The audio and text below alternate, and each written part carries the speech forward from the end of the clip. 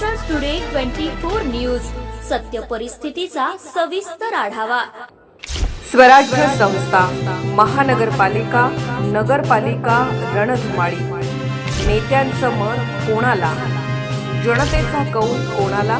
पहा फक्त महाराष्ट्र टुडे 24 न्यूजवर।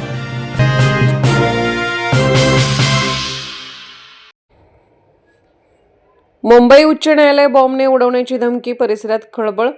ईमेलने आलेल्या धमकीचा तपास यंत्रणेकडून शोध। राज्याची राजधानी असलेल्या मुंबईतून एक अत्यंत धक्कादायक बातमी समोर आली आहे। मुंबईतील विविध दंडाधिकारी न्यायालयांना बॉम्बने उडवून देण्याची धमकी देण्यात आल्याने संपूर्ण शहरात खळबळ उडाली आहे। या धमकीच्या सत्रानंतर मुंबई पोलीस आणि सुरक्षा यंत्रणा हाय अलर्टवर आल्या आहेत।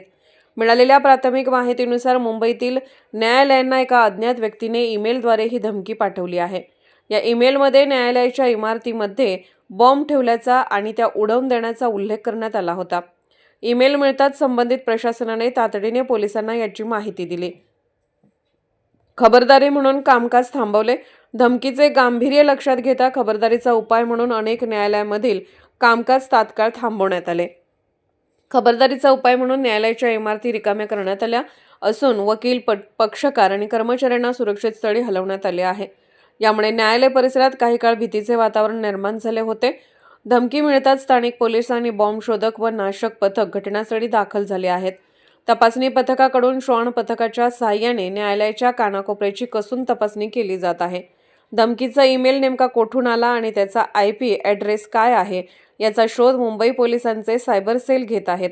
पोलीस प्रशासनाचे आवाहन, स्थानिक पोलिसांनी परिसराची नाकेबंदी केली असून नागरिकांनी घाबरून न जाण्याचे आवाहन केले आहे। ही केवळ अफवा आहे की घातपाताचा मोठा कट याचा तपास सध्या युद्धपातळीवर सुरू आहे। अद्यापर्यंत कोणतीही संशयास्पद वस्तू सापडलेली नाही, मात्र सुरक्षिततेच्या दृष्टीने पोलीस सर्व यंत्रणा तैनात ठेवण्यात आल्या आहेत। महाराष्ट्र टुडे मराठीसाठी ब्युरो रिपोर्ट, मुंबई।